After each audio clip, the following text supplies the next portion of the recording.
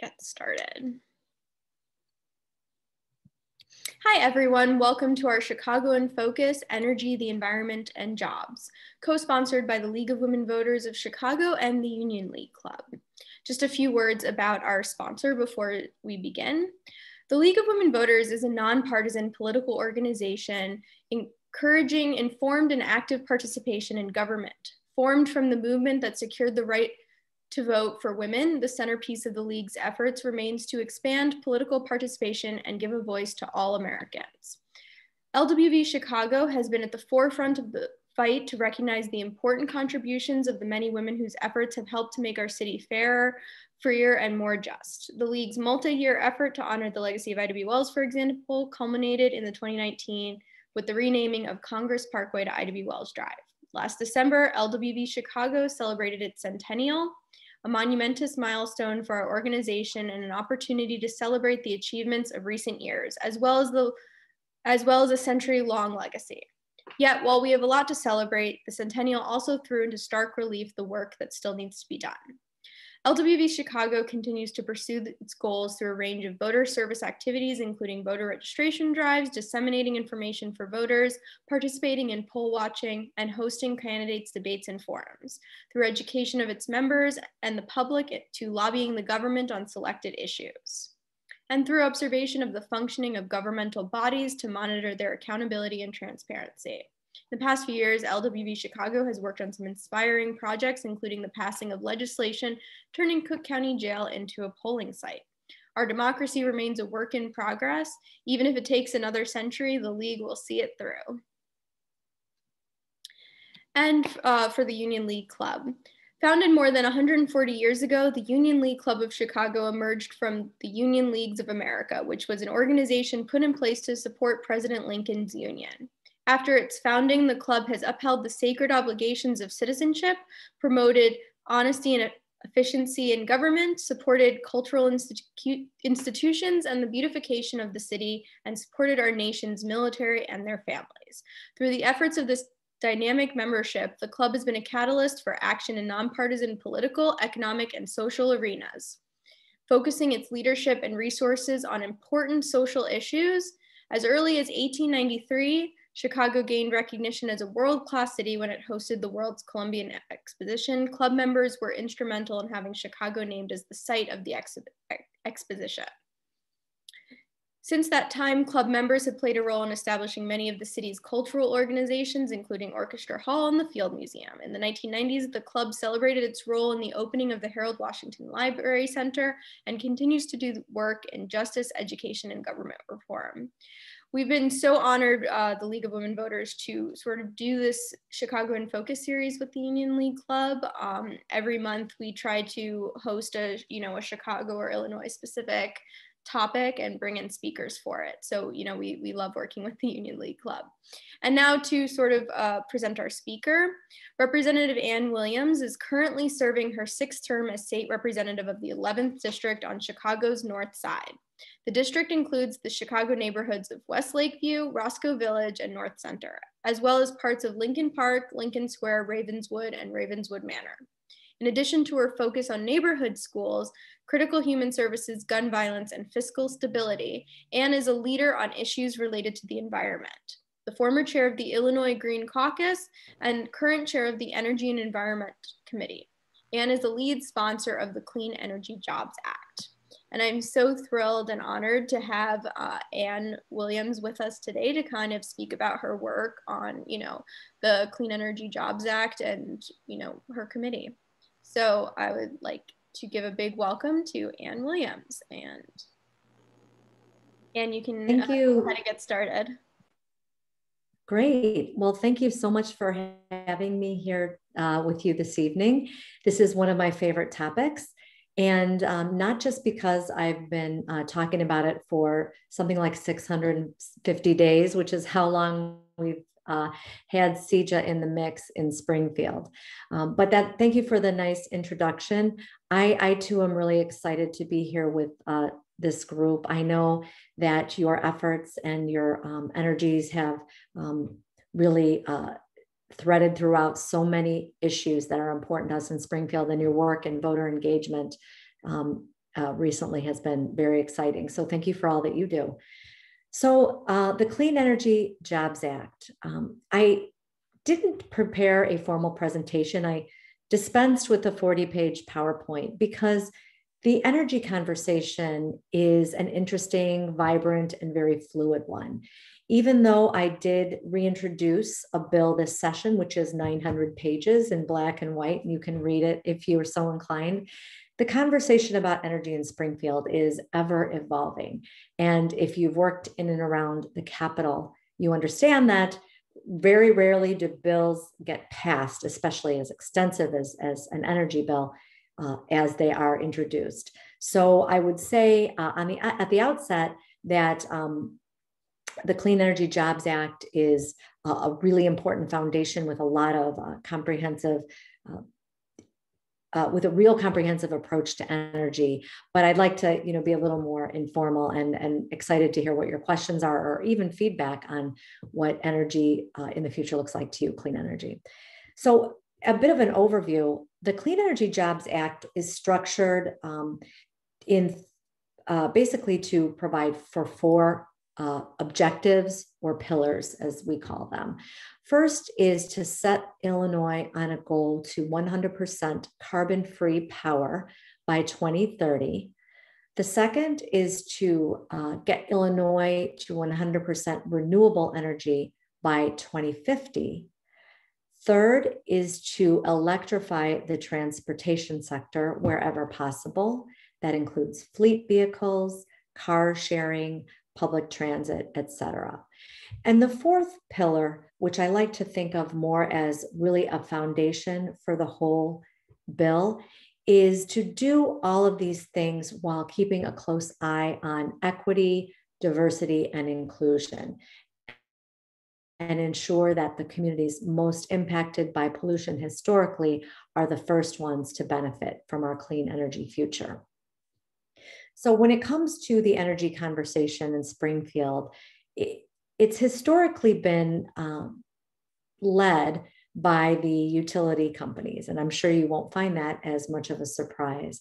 So CEJA really represents a very sharp turn from that approach. Clean Energy Jobs Act was developed after a series of conversations with communities throughout the state. We called those our Listen, Lead, Share tour, and a coalition made up of environmental organizations, faith leaders, community advocates, grassroots organizations, and many, many others got together and went around the state and asked people basically one question: how do you want the clean energy future to look like? What does that look like to you? And the result was the 900-page bill that is the Clean Energy Jobs Act. It has evolved over time, and it looks a bit different to address some of the more current issues, which are very much impacting the energy conversation. And I'll kind of head right into that. And while no one bill, of course, can be a panacea for all of Illinois' challenges, CEJA does address a few crises that we're facing now that are really intertwined. First, of course, is the climate crisis. While that's not an issue that can be addressed on a state-by-state basis, certainly the state policies can really impact the trajectory of how we look at climate and how we attempt to mitigate climate crisis. Secondly, of course, COVID. It runs through every challenge that we have, and the pandemic has really highlighted the disparities and the challenges that we face among communities in ways that we never really highlighted it as they are today. And of course, we always were aware that certain communities were more impacted by pollution, healthcare disparities.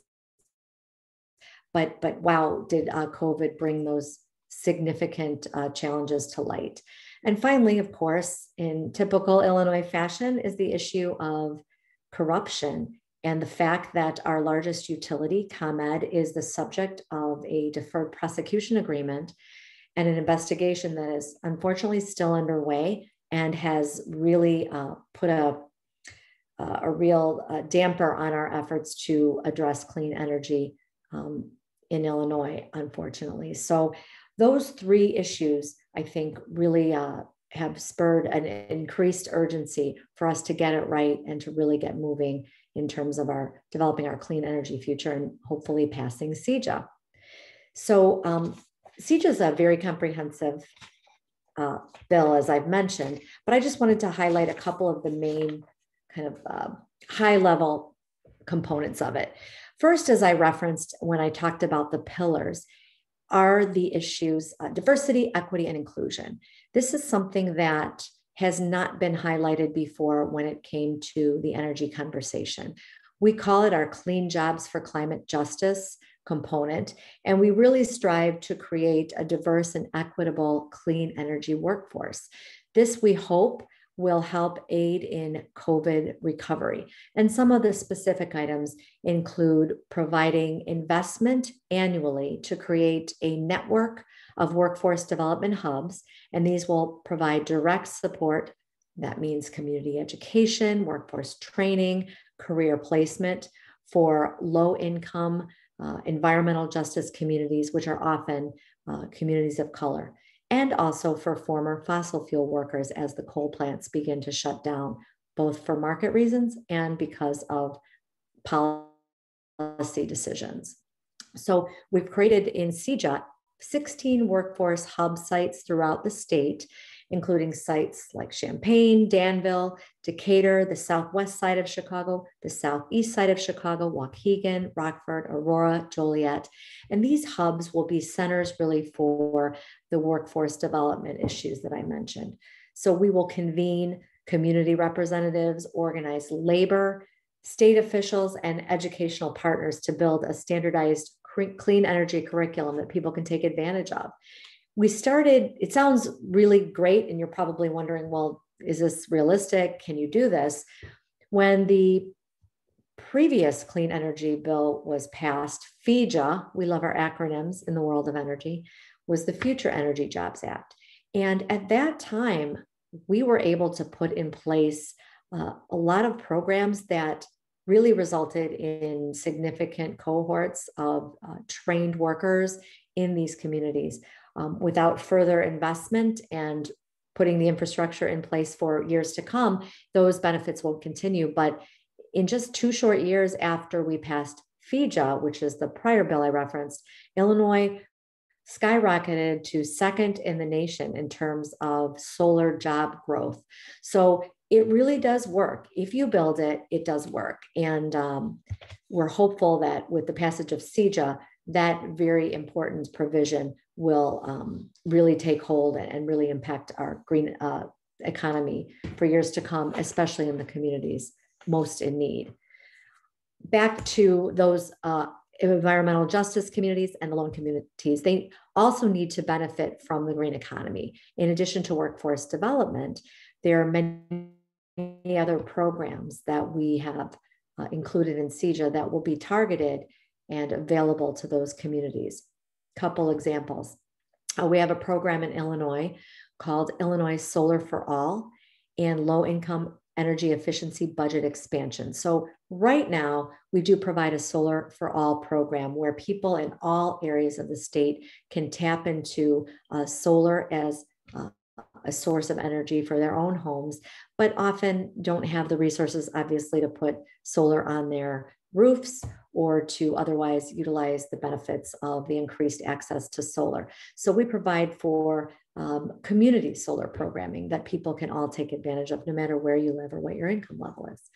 When we talk about transportation, we are trying to ensure that just because you live in a neighborhood that isn't serviced by all the car share companies, you're not left behind when it comes to car sharing. And we're providing a program called Electric Vehicle Access for All Initiative with a significant annual budget, which provides for investments in electric shuttle pilots, in transit deserts, electric vehicle car sharing programs, and to assist low-income buyers purchasing new or used electric vehicles. So these are a couple examples, although there are many in the bill, as you can imagine. But back to our goals. So again, the goal of 100% carbon-free power by 2030. In case you don't already utilize the distinction, clean energy is different than renewable energy. Carbon power is coal or fossil fuel generated power sources. Clean energy does not produce carbon emissions. And so clean energy includes nuclear energy. Renewable is solar, wind, geothermal, things that do not, hydro, I suppose, things that do not require any fuel source except what's naturally available. So those are renewable energy sources. So we do split our goals into two, with our first priority being the carbon-free power sector. And that is for obvious reasons. The climate crisis is, I feel, analogous to what we're dealing with right now in terms of listening to science and paying the price when we don't. Scientists have warned us for years that a pandemic might happen and we should be prepared for it. We weren't, and here we are. Similarly, scientists have been warning us for years about the devastating impact of the climate crisis, and we are seeing it, but we're not paying enough attention and not really addressing it with the urgency that we really need to be looking at it with. So the lake levels in Illinois, the wildfires that were the subject of the news when we went into 2020, but since have become secondary due to the conversation about COVID, but the extremes with weather, the storms, these are scientifically verifiable and widespread facts about the devastation, and it's only just beginning. And we need to do something about our carbon emitting power plants as well as our carbon emitting vehicles. And 2030 is an ambitious goal, but many states, red states too, which don't have very, I'd say, progressive energy policies, are some of the leaders when it comes to renewable energy development. States like Iowa and New Jersey are doing better than Illinois when it comes to the development of renewable and utilizing clean energy sources. So we do have a lot of work to do. Of course, tying into the carbon-free power goal is the public health issue. And once again, as you can imagine, the impacts are felt most strongly in communities that have historically been disadvantaged. The coal plants that closed at Crawford and Fisk not too long ago on the southeast side of Chicago are communities that are very residential and have extremely high asthma and other health problems in the children. Waukegan, families live within a mile of the very antiquated coal plant there, which is not equipped with some of the more modern clean coal technology. And I use that term kind of loosely because as an advocate for renewable energy, I don't really believe there is any such thing as clean coal. Cleaner, I guess, could be a better term. But right now, as we speak, people are in communities breathing carbon in ways that are very detrimental to their health. So carbon power is the first, eliminating carbon power is the first and primary milestone for CEJA. When it comes to coal plants, I think there have been about 6 plants that have closed long before any conversation about closure via CEJA in Illinois due to market forces. In fact, the CEO of Vistra Energy, who owns many coal plants, including several in Illinois, called the demise of coal inevitable, was the word that he used. And I usually have the quote handy, but that's not something that's very old. He said it recently. So even the coal advocates and the coal industry recognizes that coal is not going to be here forever due to the fact it's clearly problematic with regard to climate. Its public health impacts can be very devastating, and it's very, very expensive to run, and even more expensive to run in a way that doesn't provide extreme carbon emissions. So what we've done in CEJA is provide support for fossil fuel workers and coal communities. Often the exit from the communities by a coal plant happens quickly without a lot of notice to the community, and the workers and the community itself is left kind of at a loss in terms of the economic benefits of the plant, the property tax revenues, the job losses, and also literally piles of coal ash in some cases that have not been mitigated. There really is no plan in place for when a coal plant closes. It's really up to the companies to decide how they want to handle the workers, how they want to support the community, both with nuclear and with coal. When you look at the towns where these plants are located, the plants and the companies provide so much more to the communities when they're operating than I even realized. For example, often they support the first responders just because of the potential for issues at the plants. They often support road and bridge maintenance for the roads and bridges due to the sustained truck traffic. They do things like street lights, alarm systems, warning systems, and things that normally would come out of taxpayer dollars, but the companies supplement that. So one of our goals is not just to support the workers who may find themselves jobless when a coal plant closes, but to support those communities by ensuring that there's resources available from the closure of those plants, that you're not just up and gone one day and the community's left scrambling. And that too applies to nuclear communities as well, communities that have nuclear plants located there. Again, I think we're up to 6 or 7 coal plant closures, even since I've been working on these issues. And these are all just based on market forces. What we like to do in CEJA is plan the closure and plan the development of energy so that we don't end up with these situations where people and communities are scrambling, like I said. So when it comes to the development of renewable energy, we do commit in CEJA another ambitious goal, but we're not the only ones committing to this goal. This is something that's been discussed globally as well as federally, and that's 100% renewable energy. We provide in CEJA the path to get there, and this means the development of 17,000 megawatts of new solar energy and 6,300 megawatts of new wind energy. And if you're in the energy space and you understand what that means, that will be meaningful to you, but it's a big number. So what we do also is fix what is called the renewable energy cliff. So when we passed CEJA, we provided supports for the development of renewable energy resources in Illinois, and developers took advantage of it. We had to create a lottery so that companies and solar developers could compete for the opportunities to develop in Illinois. And we have a huge waiting list. So once we put the infrastructure in, we believe the investment will be there.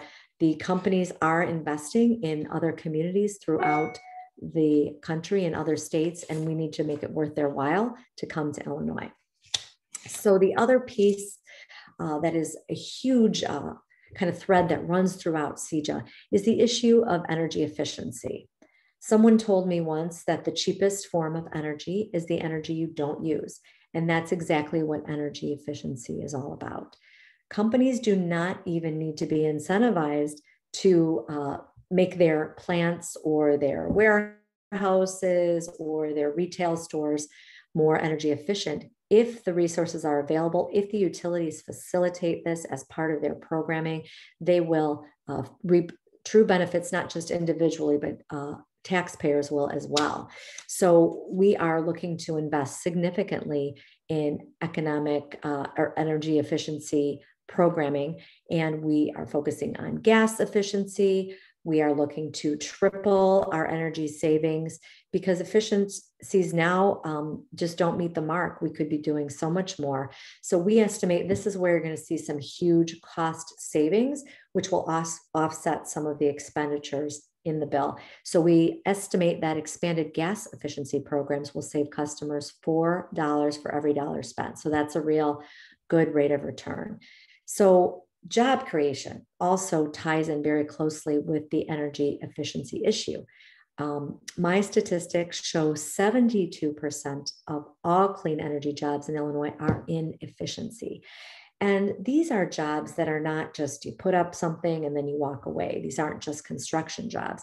Efficiency requires maintenance, installation, and a lot of jobs are created and sustained with the energy efficiency goals that we've set. So, COVID-19 has set us back quite a bit when it comes to installation of new energy efficiency infrastructure, but we're hoping that with the passage of CEJA, we will get that ball rolling again and start to realize those savings. So at the core of CEJA is an interesting shift in how we procure energy. So there's two ways that you can talk about energy. First is in terms of power, and that's, turning the lights on and off. You need power to function, to plug your lamps in, to run your vacuum. That's actual power. But energy also must be procured in another bucket, and that's energy for capacity. So it's power and capacity. Capacity refers to almost like an insurance policy. So what energy you might need, you may never use it, but you should be prepared, and our grid must be prepared, as we saw in Texas. Our grid must be prepared to provide energy to all of us on the very hottest day, the very coldest day. So when we pay our ComEd bill, or if you're downstate and pay your Ameren bill, we're paying for the power we use, but we're also paying for capacity, like an insurance policy, that it will be there if we need it, and we don't know when that could happen. So right now, I'm going to shift to the capacity conversation, because that's really where we make a big change in CEJA. Right now, Illinois pays 1.7, 1.6, a lot of money for capacity. And we use it, we obtain our capacity, which is like our insurance policy, through a regional market. So it's called the PJM market, and it involves several states, including Pennsylvania, Ohio, Indiana, and the rest of the country is broken up into regional markets as well. But what happens there is the market decides what we bid into the market, and we then get capacity from whatever source is most cost efficient, or however the energy mix is decided by the people that run the PJM market.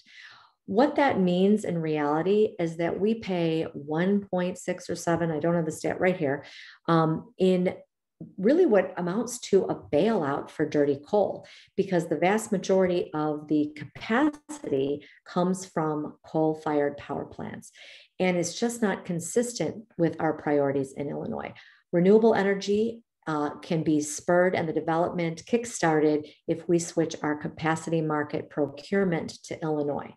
Doesn't mean we'll be in danger of losing power or we won't have energy that's ready. It just means we will procure it based on Illinois' priorities, and that's to put carbon emissions at the bottom, use nuclear or other clean energy as a bridge to get to the 100% renewable goal that we have set for ourselves. And finally, God, I got through that 900 pages pretty quickly, huh? The final piece, second to last, I spoke too soon. The issue of electrifying the transportation sector. This is only recently have we come to realize that transportation is the #1 contributor to carbon emissions. So even though power plants are a huge area of focus and a huge priority, it's really where we need to really put a lot of focus on, and that's electrifying our transportation sector. Of course, we need to power our electric fleet and our charging stations with renewable energy, but focusing on electric vehicles will do a lot to put a significant dent into our carbon emissions. So what we're doing in terms of electric vehicles is providing short-term access to rentable electric vehicles through EV car sharing, getting people exposed and comfortable using electric vehicles. We create something called the Carbon-Free Last Mile Initiative to provide clean transportation, that is that last mile between your public transit station and your home.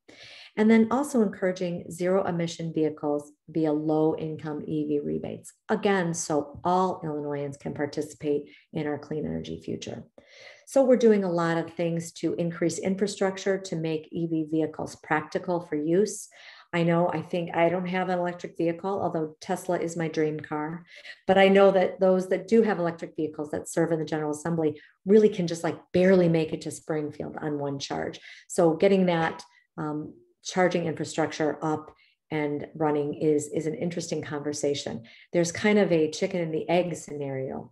The developers want to sell the cars and get more charging stations to support the cars, but you won't sell the cars until there's more charging stations to support them. So it's kind of something we just got to move forward with, and well, the companies hopefully will coordinate and we'll get that piece going. So now the final piece, which is in some ways the most important piece in terms of making sure we restore voter and resident confidence in the fact that, you know, Illinois is working and government is working for you when it comes to energy. After the ComEd utility scandal, it's talking about energy got a lot harder. In fact, we took, you know, every energy conversation would take 3 steps forward and 4 steps back, because every time a negative article came out or another indictment came down outlining the abuse of power and the corruption when it came to legislative influence in Springfield on the energy piece, it was just discouraging. Even the positive work that we needed to do on energy became all about the ComEd corruption scandal. And it really was an example of how corruption and illegal and they're illegal acts that were admitted to by ComEd. Illegal acts really do impact public policy. And that is why the utility accountability measures are so important. We can't go back and change what ComEd has admitted to do, but what we can do is do our best to ensure that it never happens again. So at the start, just by passing CEJA, we are passing a bill that has not been written by the utility companies. It has not been discussed in the back rooms with only, you know, the big dogs and the big power players, but it's really been community and grassroots driven. So that's step one, I think, to just change the conversation. Certainly, we have to take into account the utilities, like it or not. We need ComEd to turn the lights on. They're who distributes the power to residents and businesses. Downstate, it's Ameren. They are corrupt or not, their actions being corrupt or not, they are distributing utilities. So they need to be able to put the clean power on the grid. But we have several items, utility accountability provisions in CEJA, that really, we think, will provide for much more accountability and transparency and prevent another ComEd situation from happening again. So a few things. In terms of planning for our electric grid, we're going to replace what is an outdated formula or automatic rate hike process with kind of a transparent, forward-thinking planning process. We call it our integrated grid plan, to coordinate investments and any rate hikes with actual tangible activities of the utility.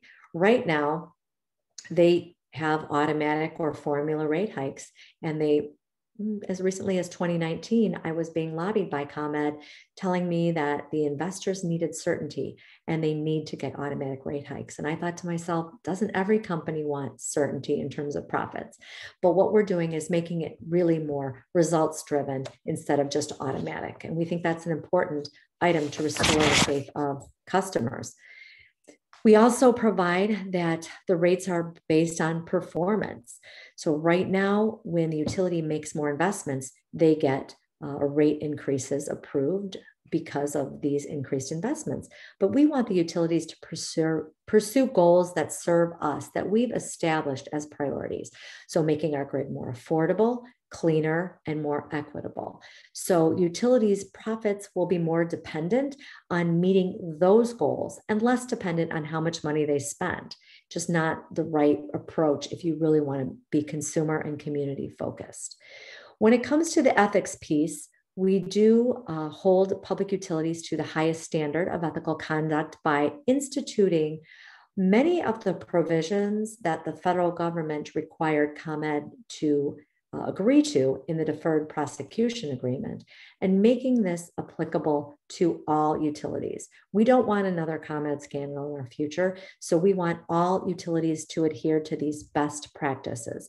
And these include things like restrictions on how lobbyists can interact with legislators, new reporting requirements for utility communications and contracts, and interactions with elected officials, and state oversight of utility ethics compliance.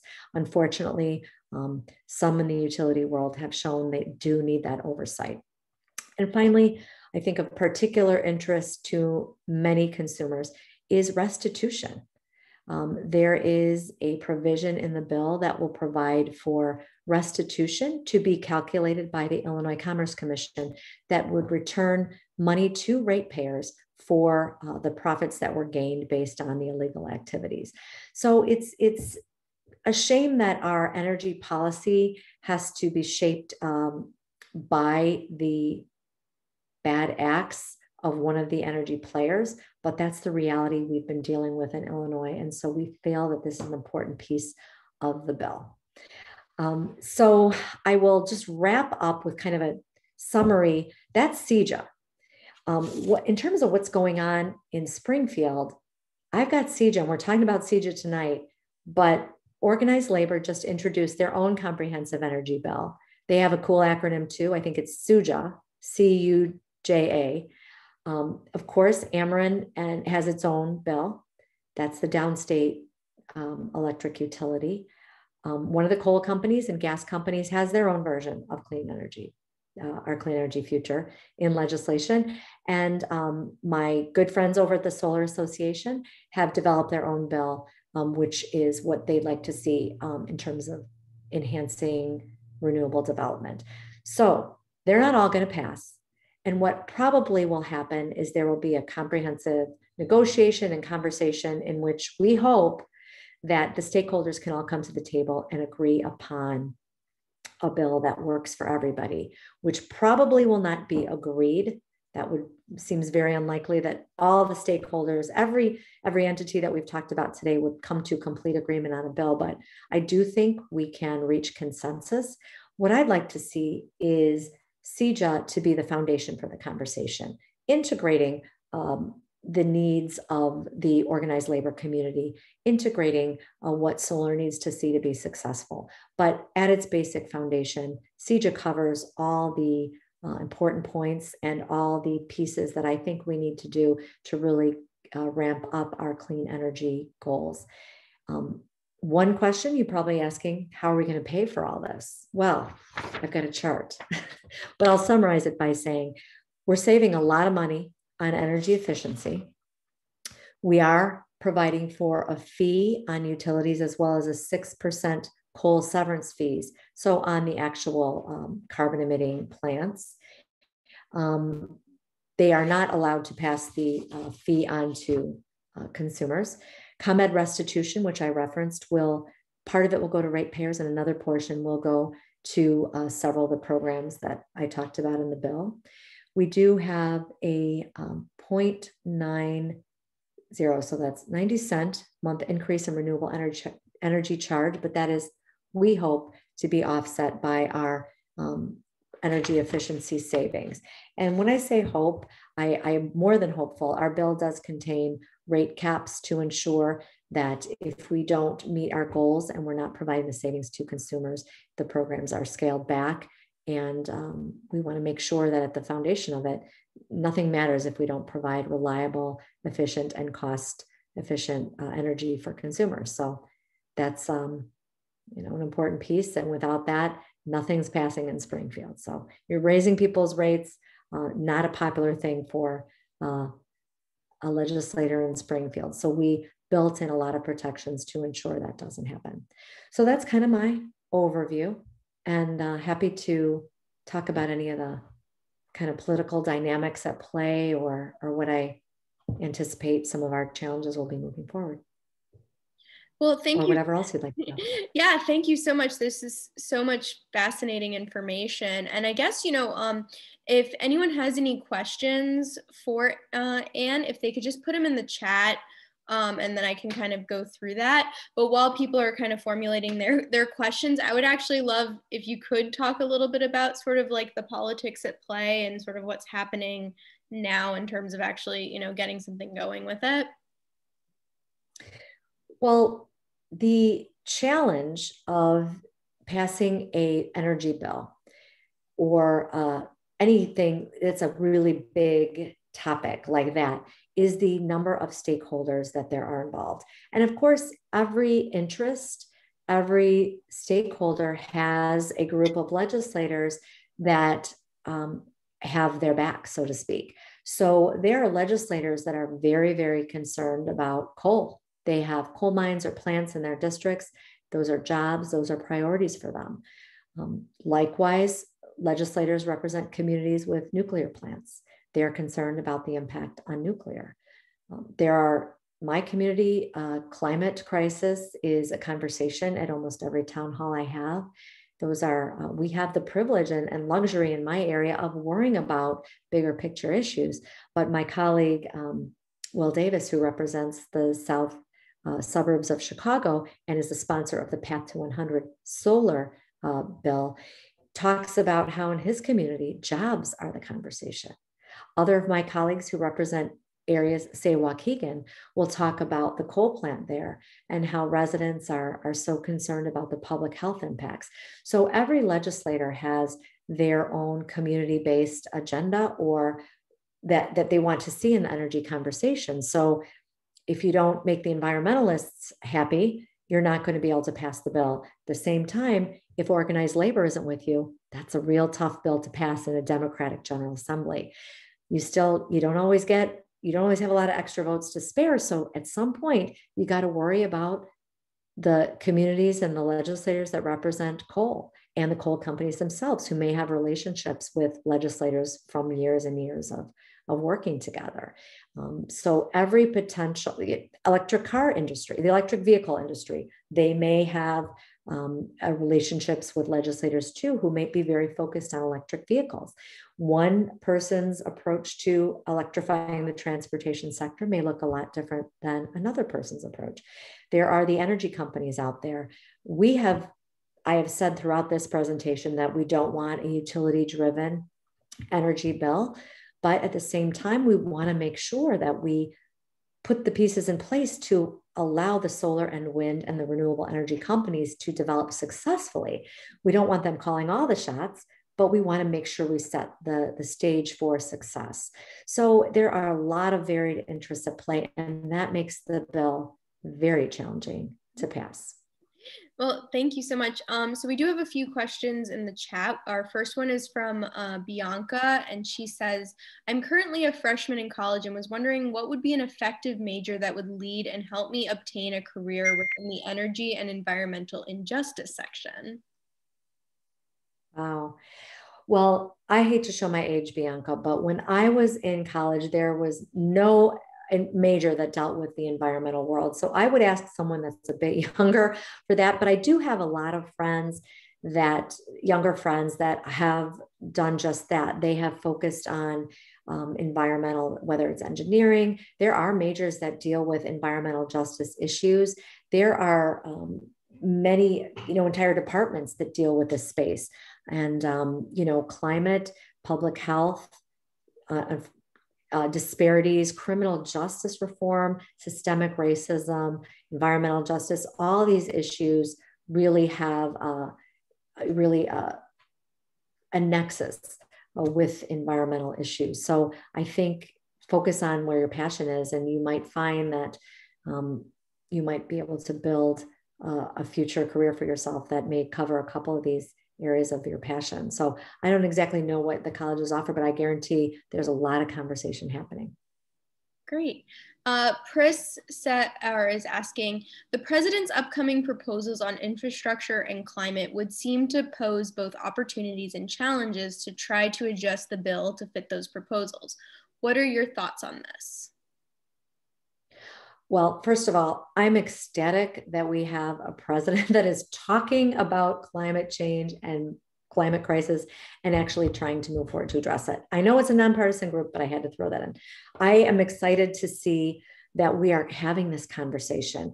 I mean, the Paris Accord, it's just one small example. It's not even a small example, one example of the steps we took backward in the last 4 years that we just continued to backslide. So I think that what we're talking about in CEJA are very much state-based programs. Our proposal to procure capacity on a state level is about prioritizing our energy mix. A state like Indiana might want to look at it very differently. Ultimately, I'm hopeful that the priority in terms of a clean energy future and the development of renewables, and especially the focus on environmental justice communities and underserved communities and the equity pieces, I am hopeful that now we will see attention paid to those issues on the federal level. But I think it can be very complementary. The proposals all will need to be worked out and coordinated. And we're pretty nimble, even though this bill has been, along with many energy bills, has been a long time coming. As we need to evolve the conversation, as we need to make tweaks, which I'm sure there will be, we'll be prepared to do so depending on what happens on the federal level. Great. And can I go back to Bianca real quick? One suggestion to Bianca, because my answer was a little bit vague. I would suggest reaching out to an organization and considering an internship, really to get some exposure. There's an organization that really is a big part of the Illinois Clean Jobs Coalition, which is the group that organized or kind of is at the, behind the Clean Jobs Listen, Lead, Share tour that I referenced. But there's a couple great organizations you've heard of, like Sierra Club, but the Illinois Environmental Council also has internships. They're kind of a trade group over all other environmental organizations. There's a group called Blacks in Green, which focuses on environmental issues in the Black community, and numerous other resources like that. And I can put my email and contact information in the chat too, if you wanted to reach out for some other ideas, and I can pull together some things for you. Sorry about that. Yeah, no worries. That sounds fabulous for Bianca. I'm excited for her. Sharon is asking, do the long-term economic gains of clean energy / renewable energy help with bipartisanship? That's an interesting question.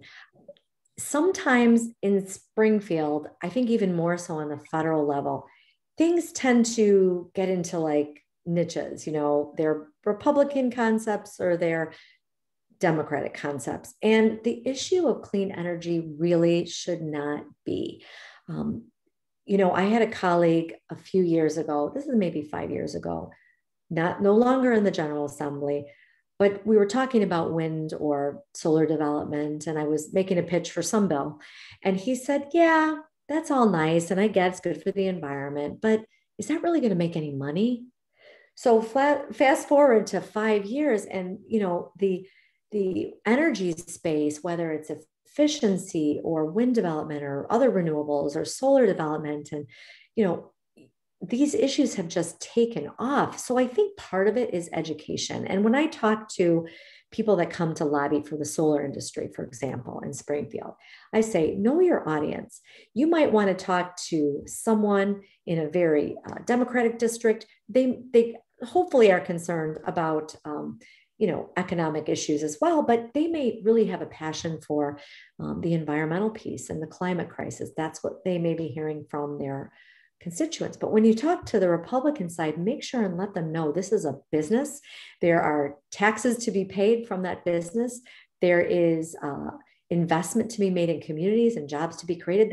Job creation is a message that crosses all parties. So I think, just educating people that clean energy is a bipartisan issue. And, in the future, we like it or not, even the coal companies recognize that renewables are the future.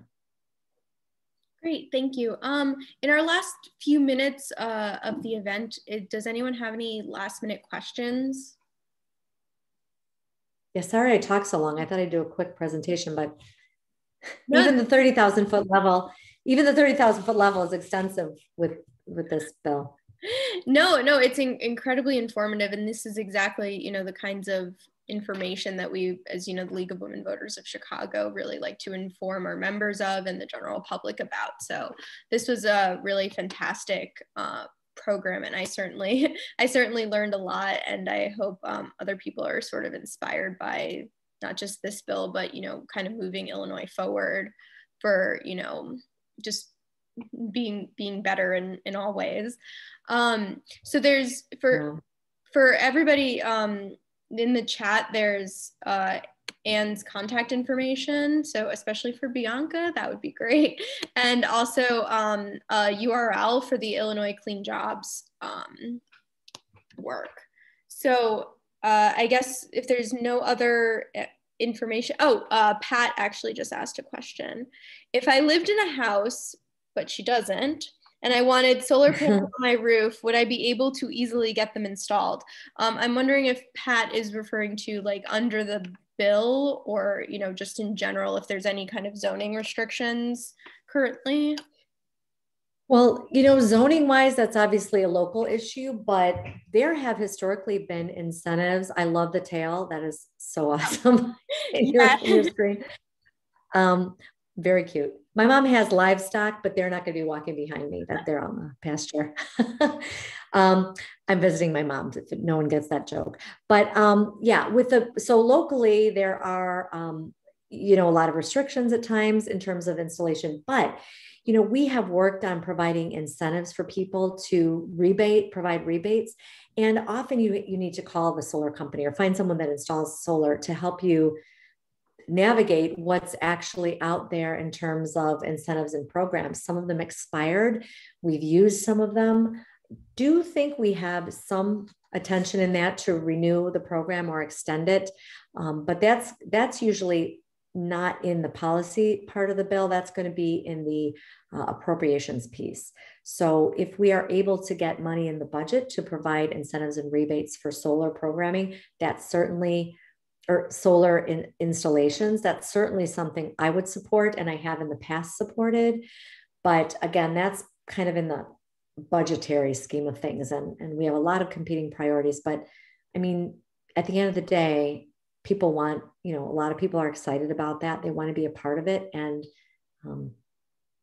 let's see. So, okay, Diane received incentives from the state. Good. I don't know where we are now in terms of our budget, what we have left, if they've expired, if we're renewing them, but that is a priority for many of us to ensure that others can install them. And I live in a condo, so I can't, but that's, you know, if I ever have a house, that would be a goal of mine as well, along with my electric car.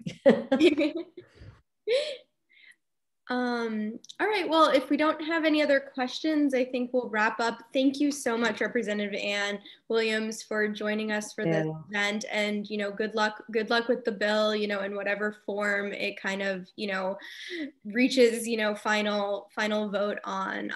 You know, we're certainly really excited to sort of see Illinois, you know, move to a clean space. So thank you so much for joining us. Absolutely. All right. Thank you so much for having me. I'll take care. Stay safe. Yeah. Thank you, everybody.